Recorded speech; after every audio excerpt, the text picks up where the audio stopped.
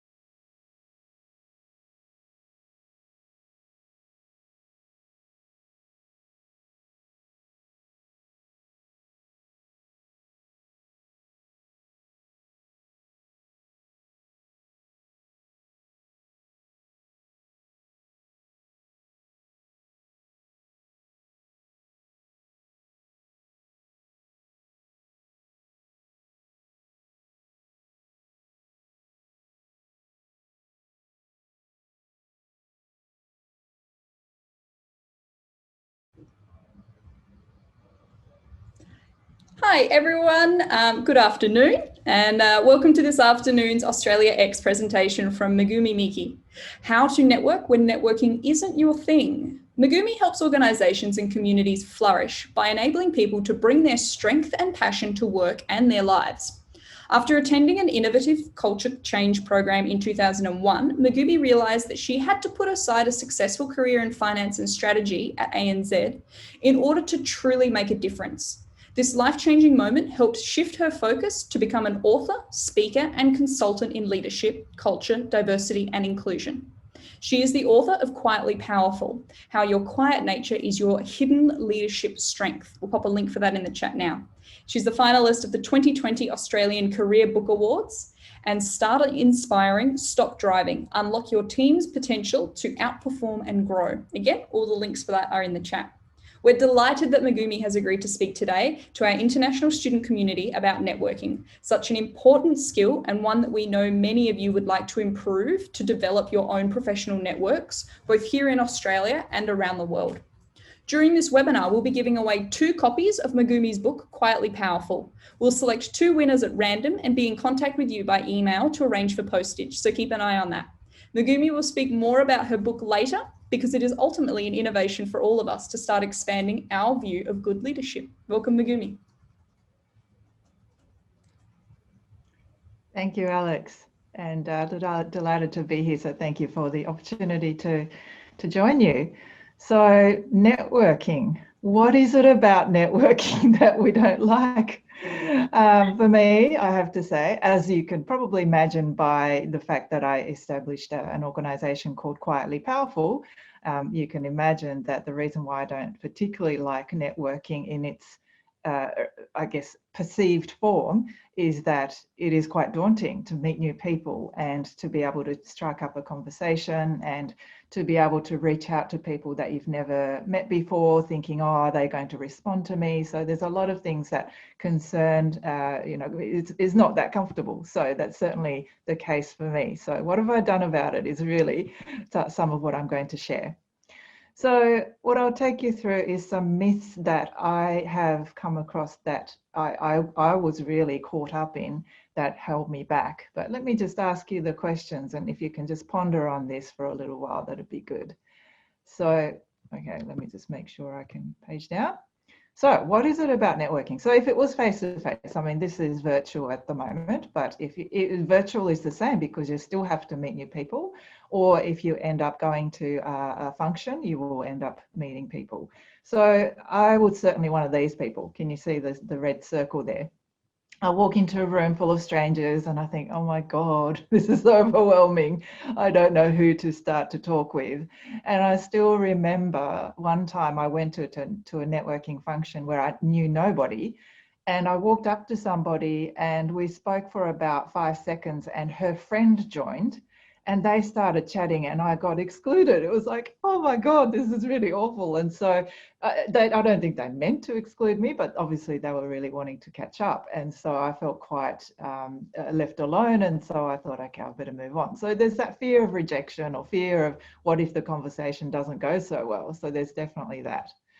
And there's also times when, I don't know whether you've ever been in a conversation where you run out of things to talk about, or you're speaking with somebody and they're very, very quiet and you are struggling to continue with the conversation. So that can get a little bit awkward. So that's another thing that can be challenging.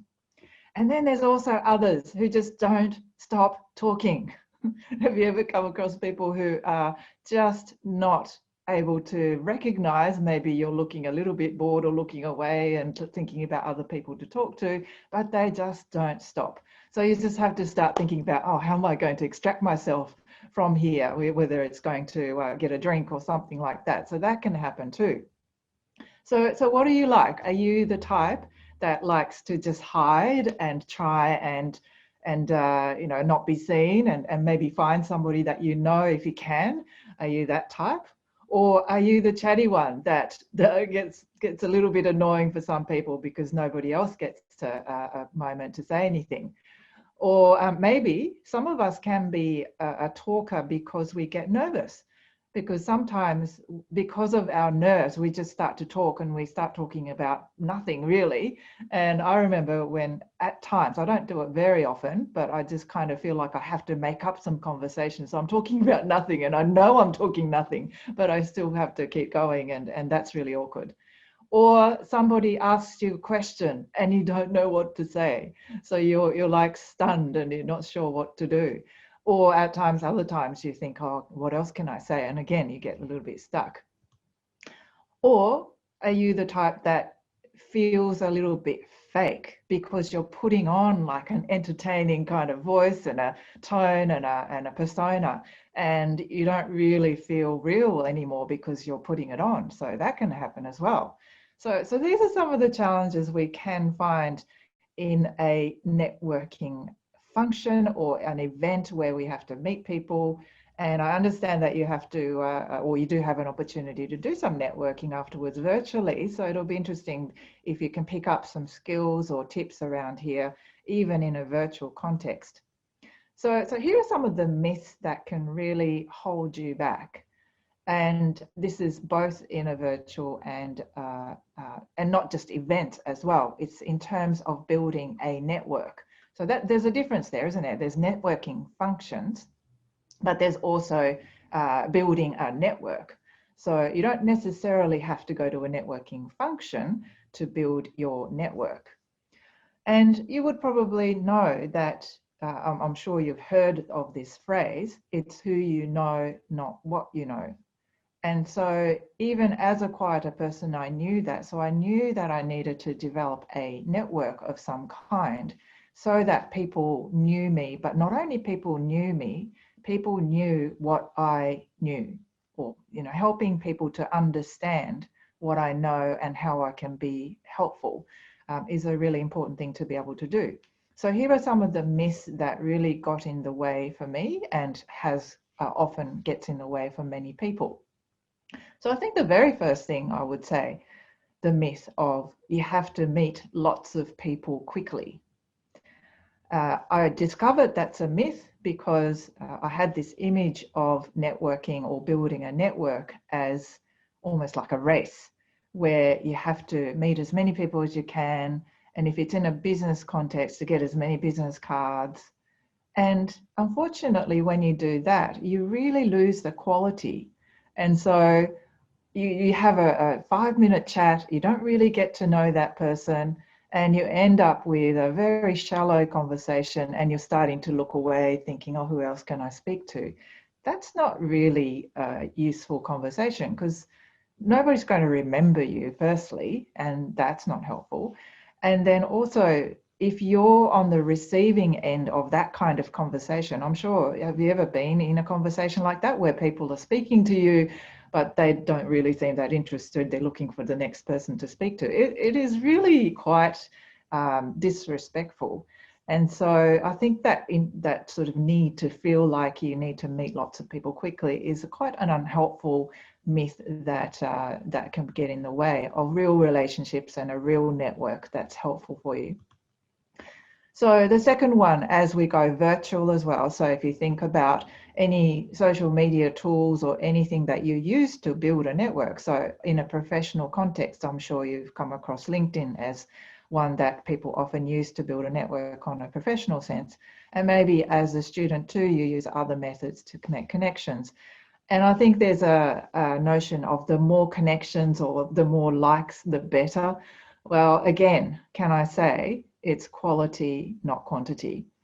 Because in terms of people who are going to be helpful for you or people you can be helpful to, you can't really be helpful to that many people. So it's, to me, it's very much about quality, not quantity. So again, that myth can get in the way because you have thousands of connections, but nobody really knows you or nobody really knows what you do or what you know. So that's not helpful either. Myth number 3. This is where you get fake, where you believe you have to be entertaining, have the gift of the gab to be able to build relationships and build that network. Well, again, maybe there's some advantage, but you absolutely don't need to be. And I don't believe I'm a particularly entertaining kind of person. I'm not the extrovert, gregarious type of person, but I know that I can have very good quality conversation. And that's not about entertainment, it's about depth and interest and genuine connection.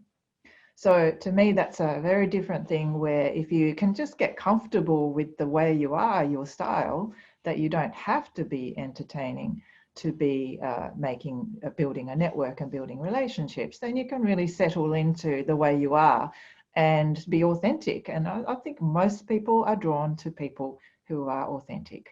So please, please don't feel like you have to be entertaining because you will feel fake.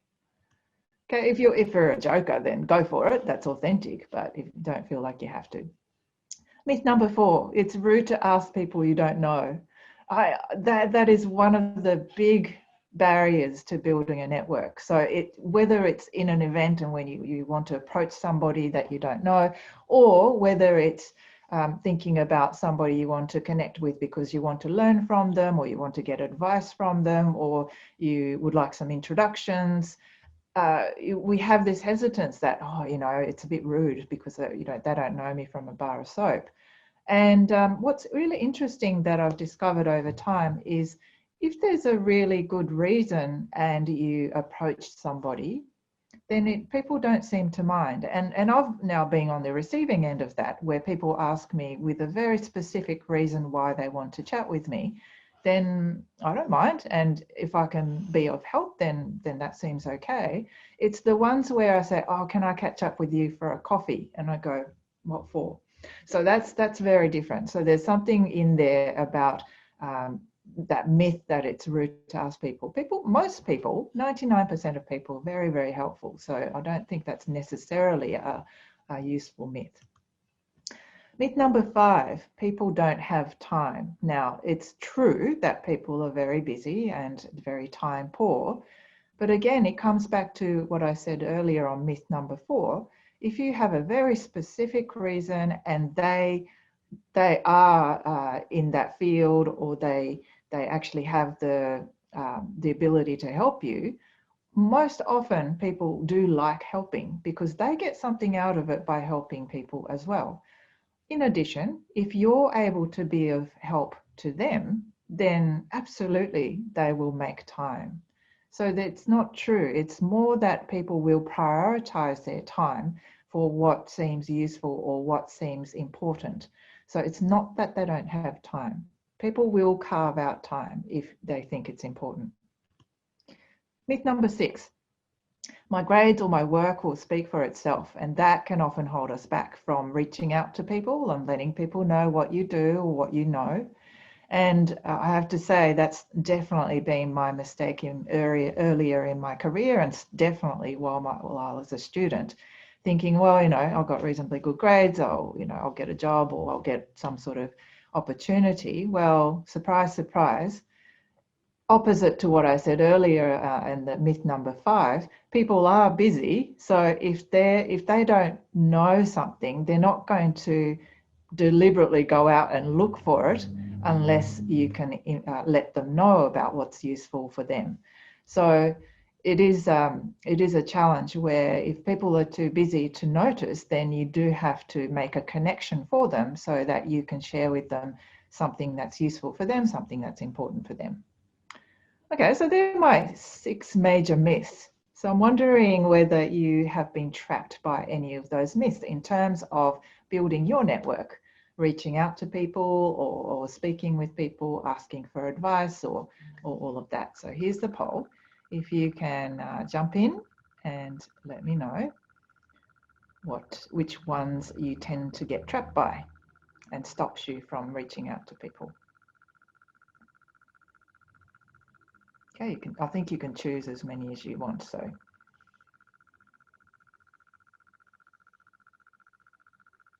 okay, it's pretty even at the moment. Oh, well, that's interesting. You have to be entertaining has just crept up. It's very interesting. That's a really exhausting one, because if you have to think of jokes to say, or if you have to think of some way to entertain other people, it's absolutely exhausting.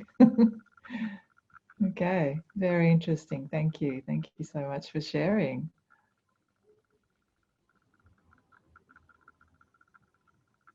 Okay, so does that close the poll now, I think?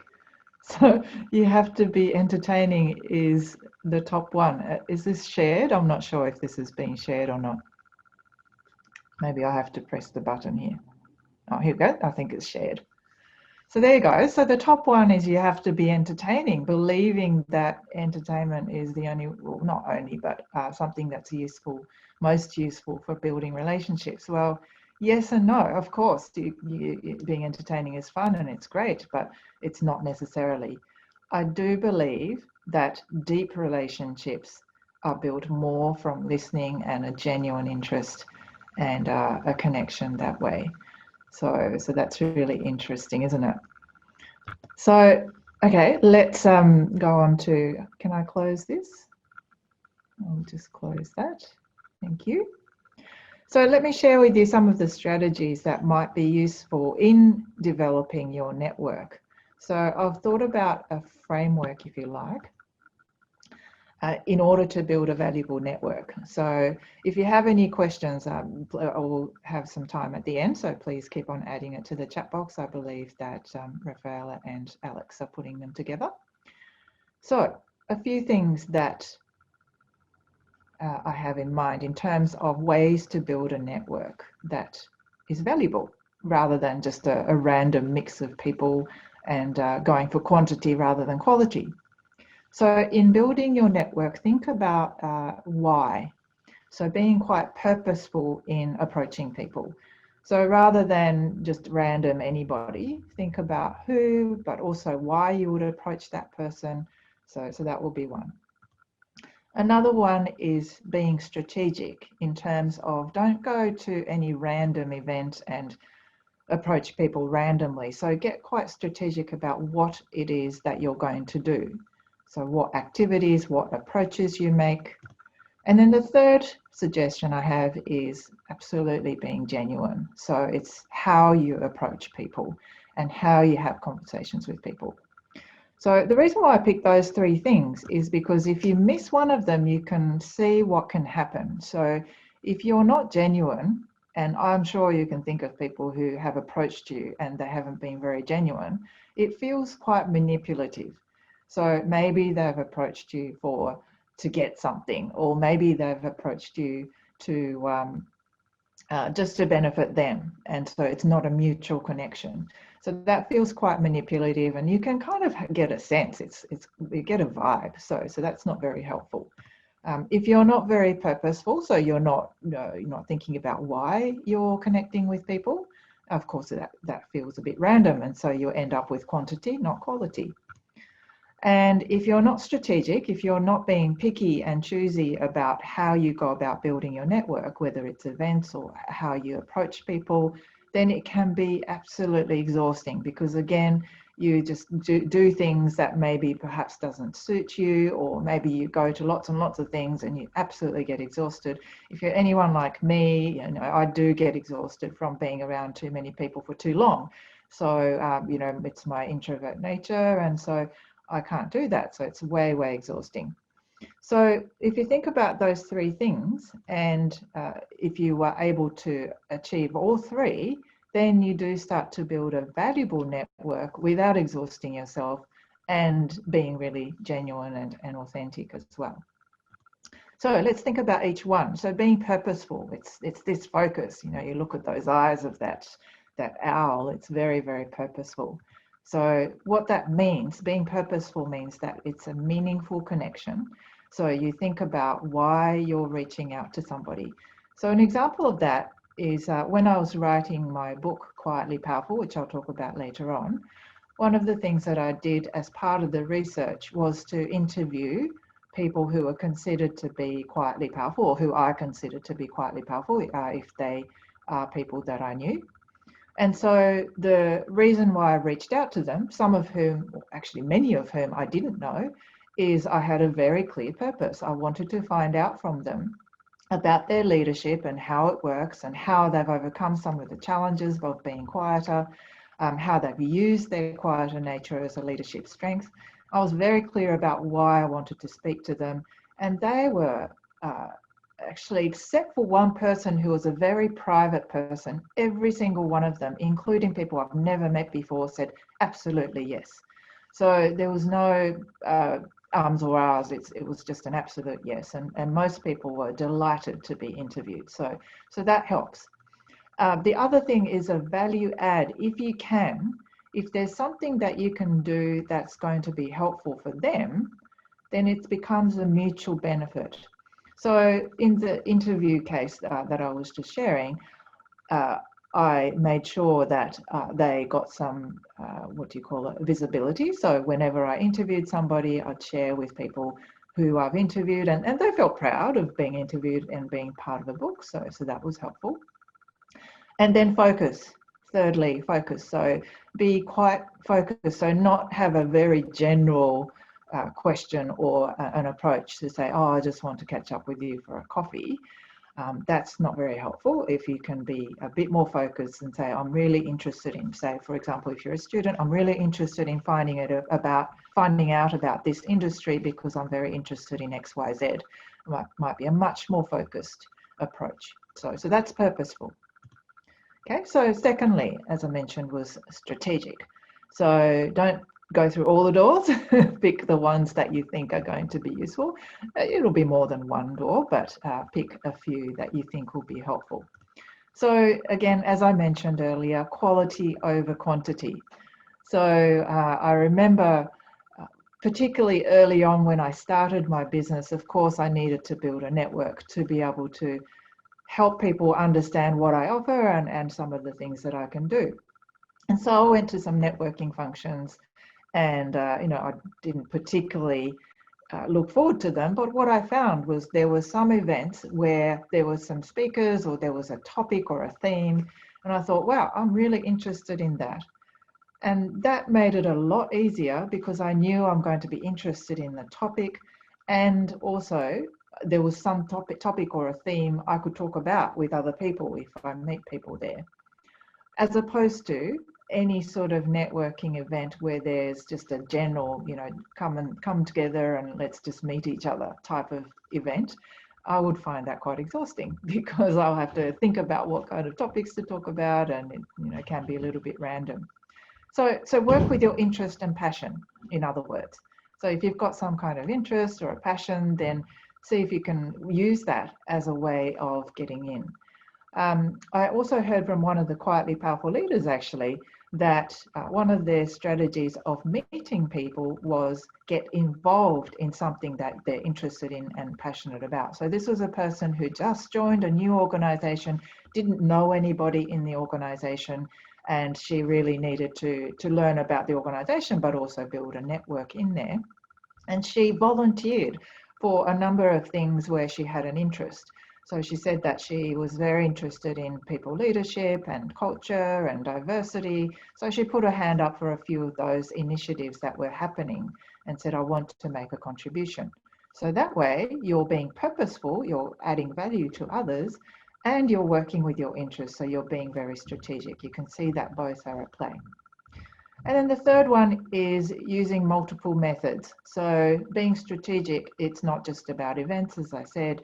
You can also think about how you might reach out with people, to people through introductions. So ask the people that you know. Do you know people who know this sort of thing? And you can ask for an introduction. Often those warm introductions are much easier, of course, than a cold call, reaching out to somebody you don't know at all. But then again, these days with LinkedIn and so on, if you have a clarity of purpose, people can be quite happy to be connected. I do find more and more now, because people know my work around Quietly Powerful, it's easier for me to reach out to people and say, this is what I do.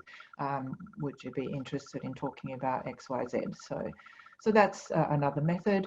The other way to use it in terms of a way to help people to connect with you or be interested is to share some of your knowledge.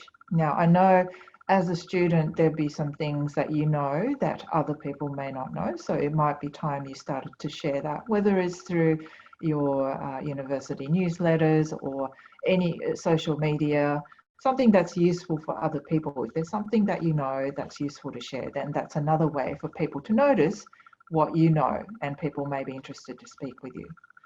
Okay, so that's being strategic. The reason why strategic works rather than the random scattergun, go for anybody type approach, is that when you meet people in a strategic way and a purposeful way, you start to use this whole idea of 6 degrees of separation, which I'm sure you've come across, where you'd be surprised at the number of people you meet where you know somebody who knows somebody who knows somebody. So you're connected in some way, shape or form. So if you think about that, if you go for quality, not quantity, the people who you connect with, who are genuinely connected with you, will think of other people who you would be interested in meeting. And that's how I built up my own business, actually, where I've genuinely connected with a number of people, and they said, oh, I know somebody who'd be interested in what you're doing. And they introduced me, and it's been people have been very generous, but that's because I've been very focused on building that quality relationship rather than just that random scattergun. So the degree of separation really helps in that sense. And then, of course, being genuine is so key in building that quality relationship rather than just a surface kind of relationship. And to be genuine and to build that quality relationship, what's really important is being present. If you've ever been in a conversation where you can tell that the other person's not present, you would know what I mean. It is quite disconcerting. It feels disrespectful. It feels like that they're not interested in you, and you know what that feels like. So when you're speaking with people and you really want to build that connection, being present physically, mentally, emotionally is key. And by being present, you feel that connection. You get more and more interested in people, and you ask lots of questions because you're genuinely interested in people. And that's a great way to connect and really listen to what they're saying. And really, if you are genuine and want to build that great connection, being generous. So if they're talking about something that you know something about, you could share the information that you have, or it could be that you know somebody who knows some information about what they're talking about or what they're interested in. Then just introduce them, be really generous. And that way, sometimes it doesn't work, but most often people will reciprocate. And so it is very helpful that if you're being generous and being helpful to them, a lot of people do become very helpful for you. Because if you think about this quote, I do like this quote by Theodore Roosevelt: nobody cares how much you know until they know how much you care. So you can talk about all the things you know, but if you didn't genuinely care about what they're interested in, then they're not really going to listen to you so much. So one of the really key skills that I've developed over time is this ability to listen deeply and ask questions with great curiosity. And with that curiosity, you show that you genuinely care about that person, and that's how they start to care about you. So if you can kick that off, that can be very helpful. And the final thing, I suppose, as a suggestion is, particularly if any of you are more like me, a little bit quieter and do get exhausted with lots of people around, then be kind to yourself. Don't try and force yourself, because you're not going to be at your best if you're exhausted and you're mentally tired and you're not going to be present with people. So if you feel like you've had enough and you're exhausted, then excuse yourself and find a place where you can find some space. So be kind to yourself, and of course be kind to others as well. So I thought I'd finish off the talk part of it with an exercise, because I understand that you're going to be having some virtual networking kind of event or exercise. So I thought it would be really helpful to get you practicing being curious. So in order to get curious, think about the event or the situation you're going to be going into if you are going to join the networking event. Think about people that you might meet. And first thing, what are you most curious about those people you might meet? So if you think about their students, or where they might be from different countries. So think about, what are you most curious about? So if I think about some examples, for me, if I were to jump into that function, I would be thinking, I'm really curious how people are coping with COVID right now, just because, we're in this world pandemic. What's happening in their world, in their country. For those of you who don't know, I'm living in Melbourne, so I'm in lockdown city, and we haven't been able to go out and do things for nearly 6 months now, apart from the couple of weeks in the middle. So it'll be interesting to ask about that. But yeah, there might be other things, what are they interested in terms of their study? What are their aspirations with their career? Yeah, there's lots of things you can be curious about. So that's first thing. If you write down a couple of those questions, it might be helpful for you. So list 3 open questions to ask. Okay, so open questions are questions that start with what, how, who, where, when. So these are the questions like, so what has happened in your country and your city with COVID, would be an open question. Closed question, which is less helpful, will be, have you had lockdowns in your city? Okay, because you can just say yes or no. And if you encounter one of those people, remember I talked about earlier about some people who are very, very quiet and they don't say a lot, you'll probably just get a yes or a no and the conversation stops. And so find open questions. If you can get practiced at open questions, you'll get really good at being genuinely curious and asking great questions and building that relationship. So that's a really good skill to have. And then what you can do, which is very helpful in building that relationship, is think of a few follow-up questions from what people might say. So you're building on what people have said, and some phrases that might be useful are things like, you hear something really interesting. Let's say you hear about some restrictions in somebody's city. So, well, tell me more about what happened when it got locked down. What happened to you? What did you do to handle that? And what did you do to cope? And you might say, well, how did you decide to do that particular activity if you were very limited in resources, or those sorts of things. So again, open questions, and it continues the conversation. So again, very helpful skill. If you can't think of some of these, then it's really useful to perhaps write them down and even memorize them, because for a while it might take a little while to get it in your head and get used to them. That's how I learned, and that's how I develop some of those skills. And then the final question is exercise, if you like, or piece that you can do is think of an unexpected question you might ask, because that might help you to open up an interesting conversation that might be a little bit different. So it could be a question like,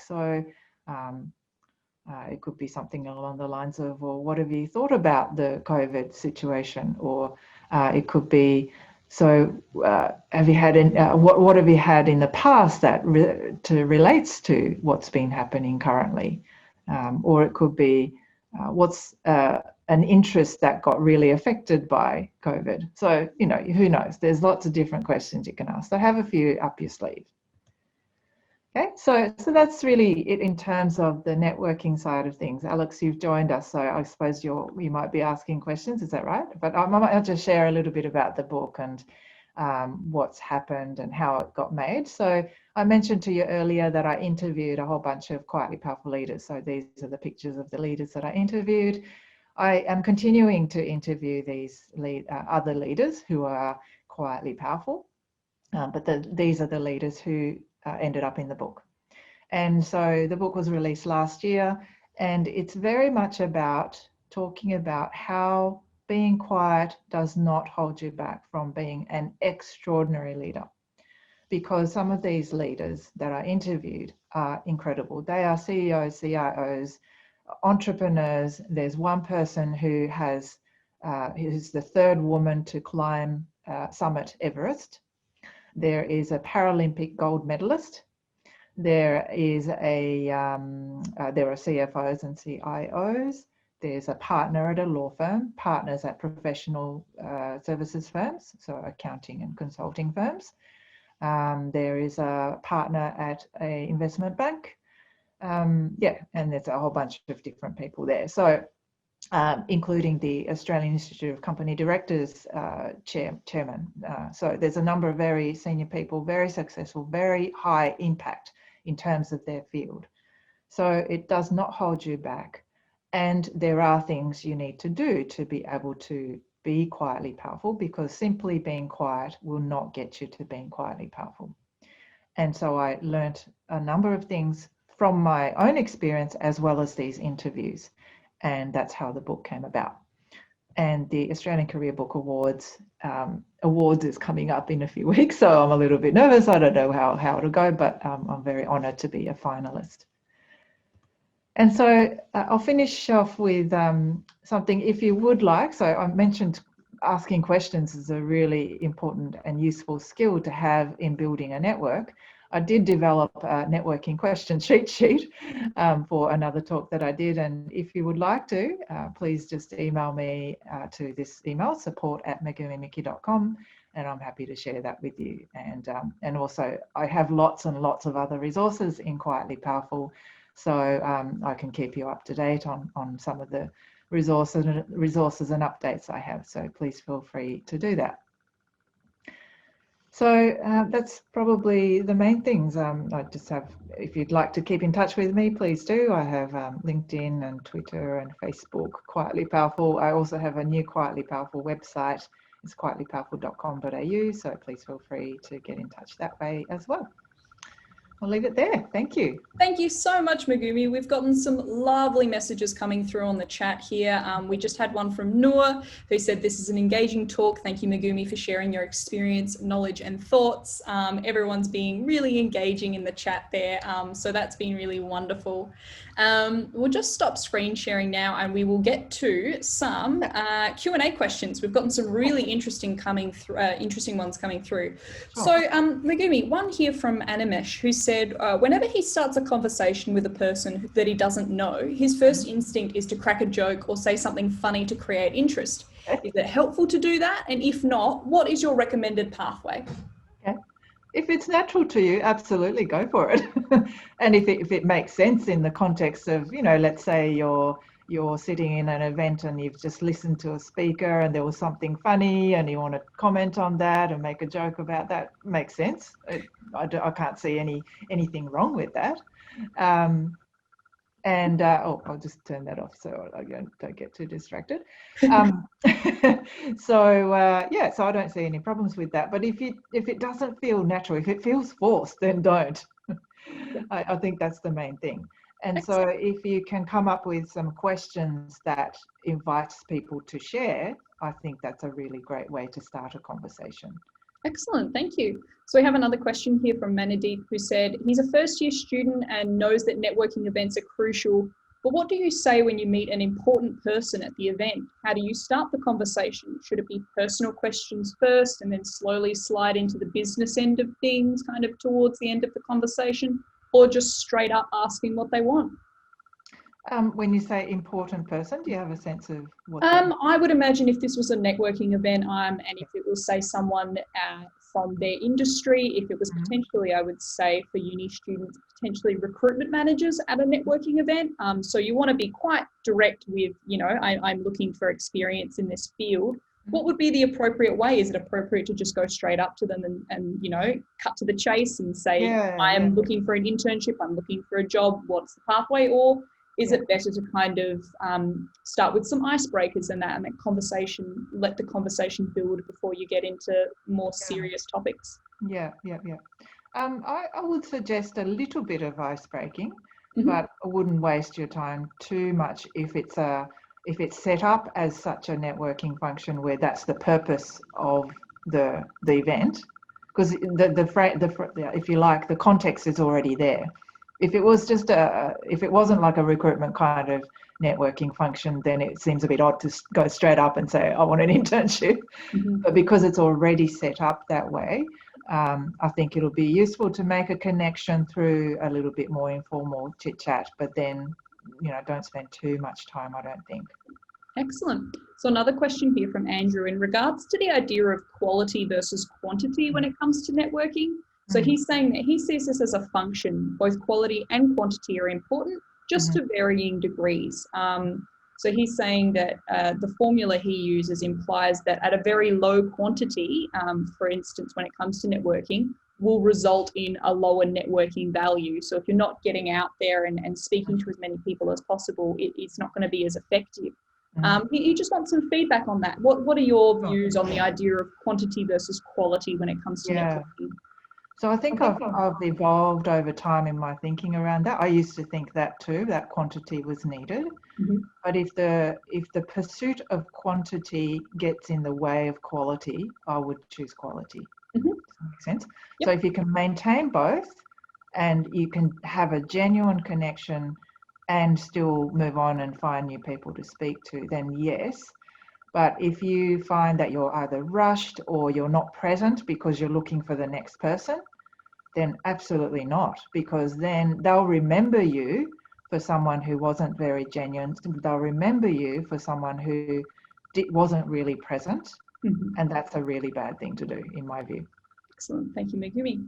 So this one was from an anonymous attendee, and they've said that people like yourself, Megumi, are very generous with your time in sharing your knowledge with students. Is it purposeful enough to reach out on LinkedIn and ask to make a connection if you're wanting to thank them for their informative sessions and show their appreciation for your expertise? Is there another way that they can be showing appreciation virtually? For the first part, absolutely. I love it when people connect with me and say thank you for the talk, and I took away X, Y, Z. I love hearing it. And so if it's someone like a speaker or somebody that you met and you reach out afterwards and say thank you for X, Y, Z, I think that's a great way to make connections, because then they get something out of it too.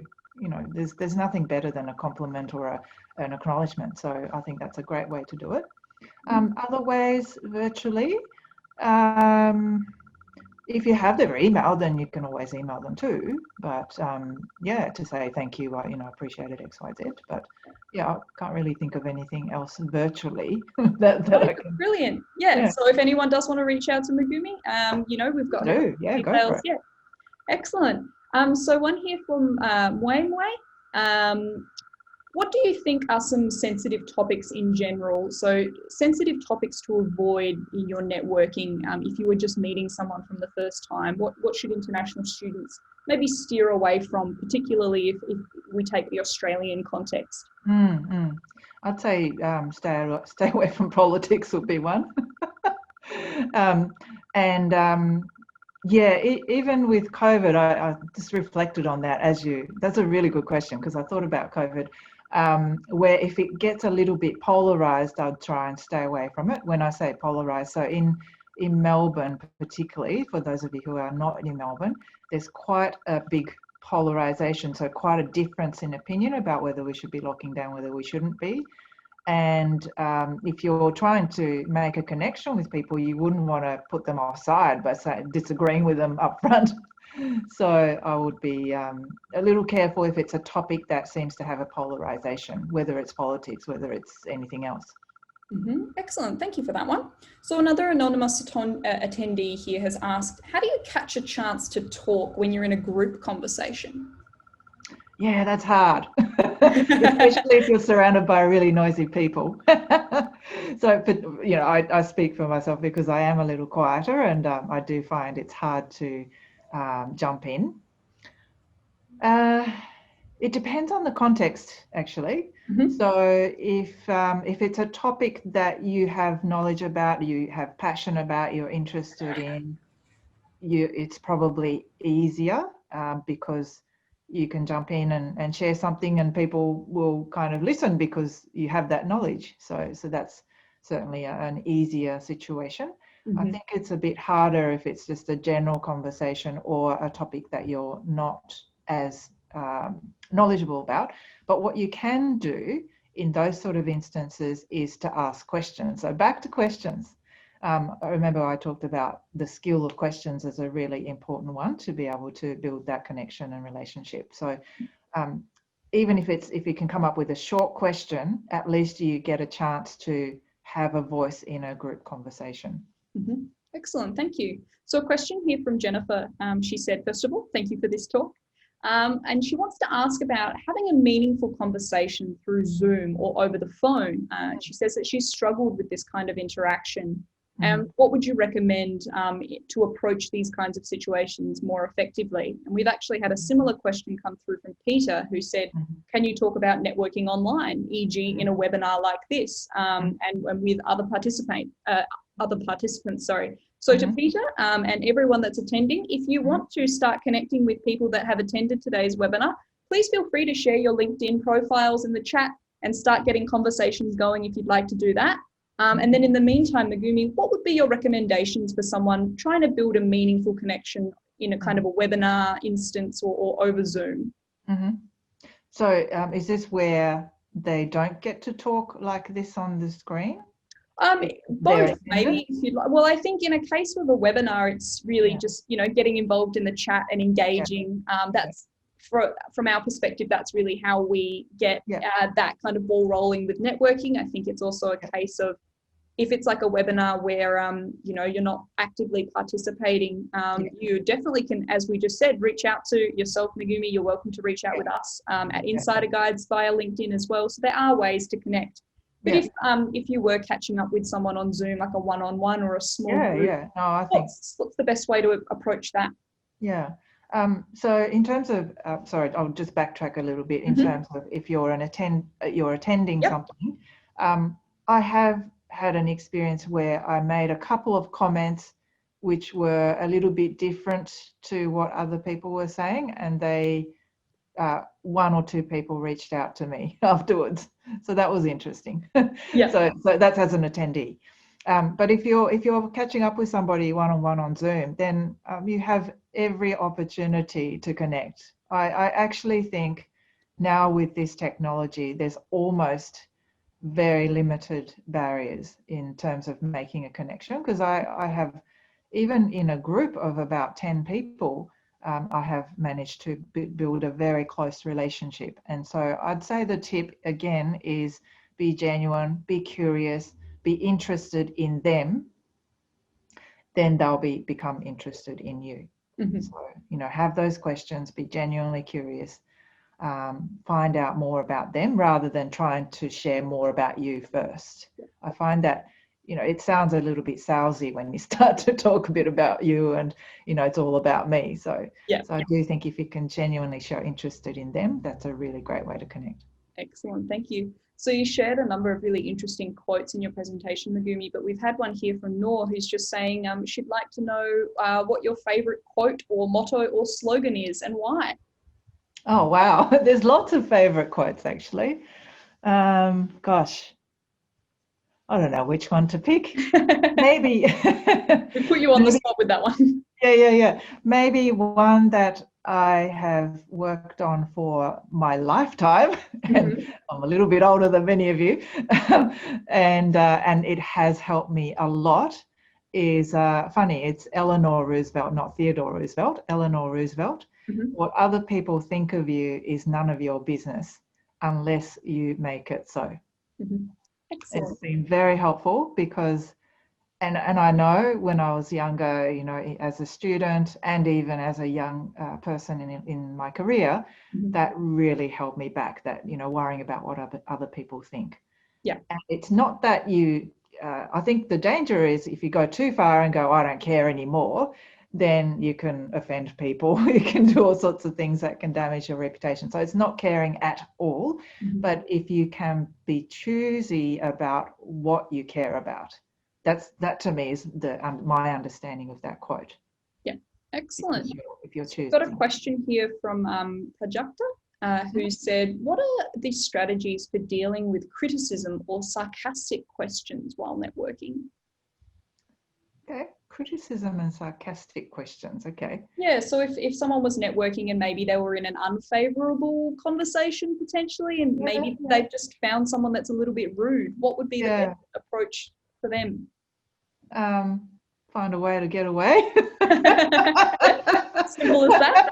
Well, especially in a networking context, I think that is quite an unwise thing to do, for somebody to be rude or to be critical, because you will remember that person as that.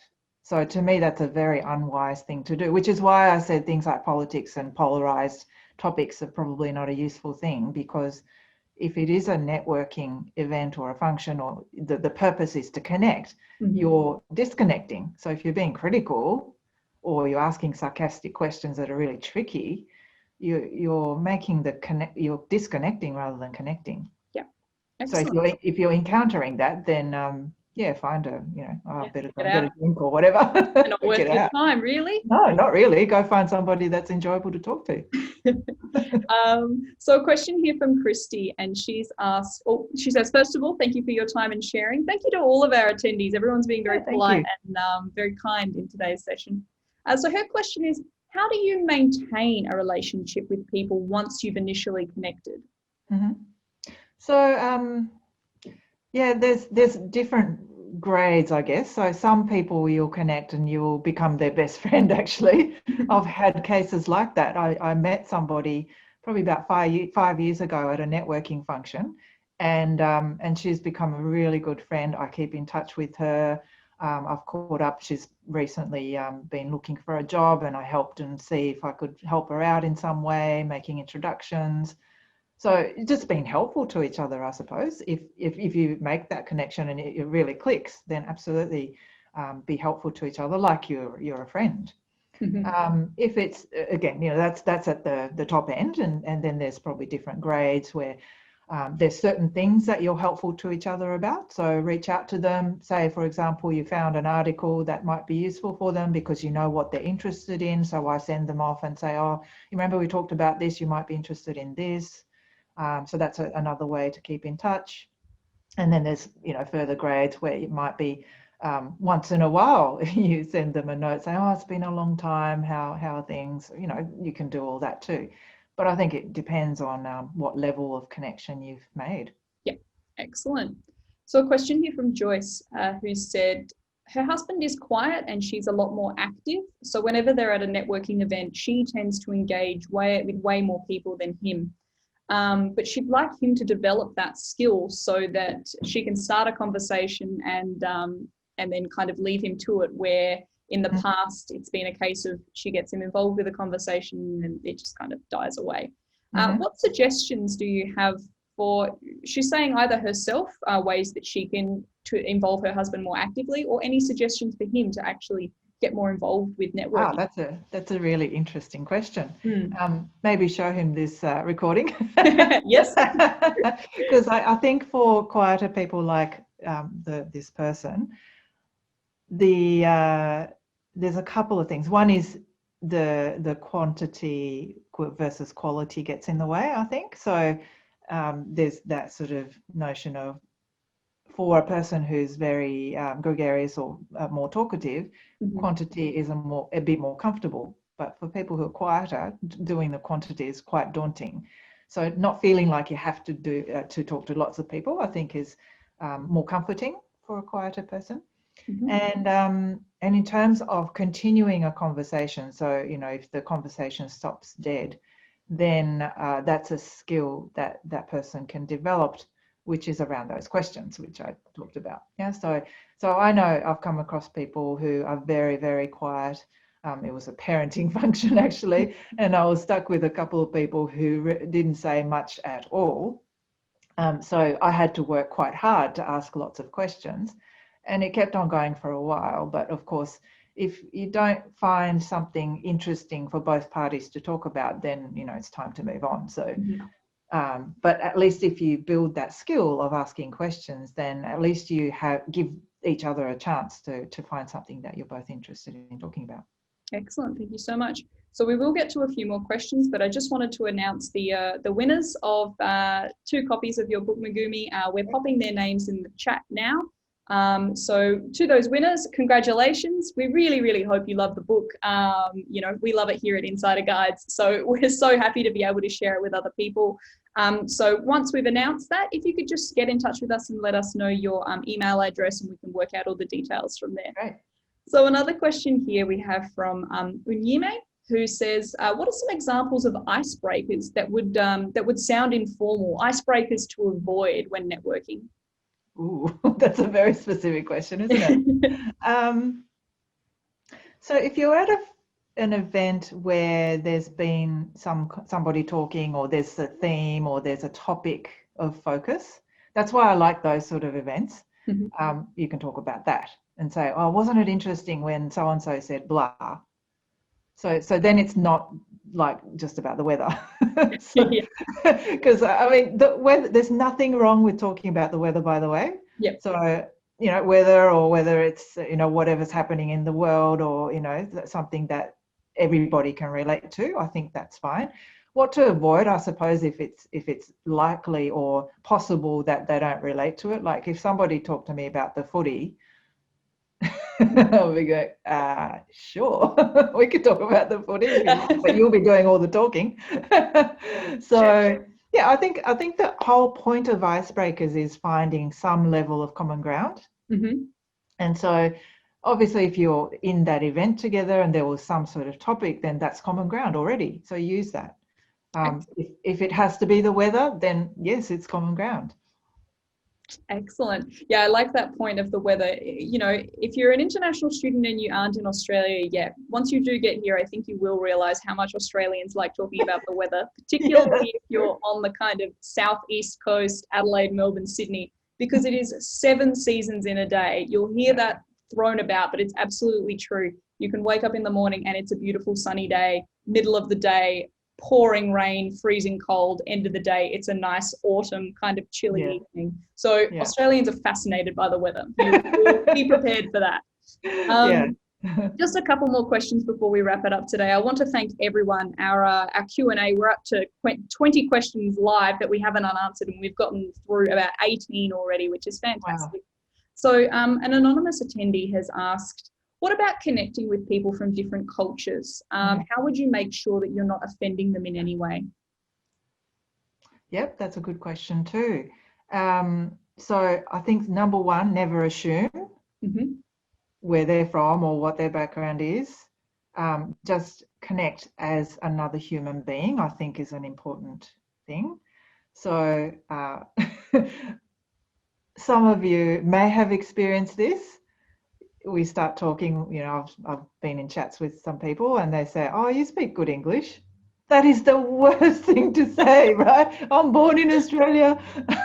I've got an Australian accent, whatever. So, do not assume, I think, is the key. Just be genuine, human-to-human connection, and be curious. So if they say something about their background or their culture, then you can dig a little bit further and say, oh, I'm from Japan. And so you can say, oh, well, when did you live there, if you did, or, where's your family from? Or, you can ask further questions based on what you heard. Mm-hmm. So I think that's important. Yep, excellent. So we have another anonymous one here. What should you do to avoid hesitating when it comes to asking questions? So it's all well and good kind of sharing information about yourself and again, those kind of icebreakers, that casual conversation, but sometimes it can be really difficult to ask for help or ask for opportunities. So what should you do to overcome that barrier? So when you say ask questions, it's asking for something from them. That's the main. I would. There's not much detail in the question, but I would probably say if you were asking for something, that would probably be the most nerve-wracking experience when it comes to networking. Mm-hmm. Mm-hmm. So I think it depends on the context. So as like you were saying before, if it is a networking function specifically to do with recruitment and that kind of context is set up, I don't think it's a problem per se. But if it's something that you personally hesitate, what can you do? I think firstly, take a deep breath and just go for it in terms of having a go. But sometimes if you're a little bit hesitant, it's sometimes helpful to just say, I'm not sure if I should be asking you this. So you actually say it rather than worrying about it and not saying it, or worrying about it and saying it in a way that's a bit fake. Yep. So I think there's something about authenticity that can be helpful.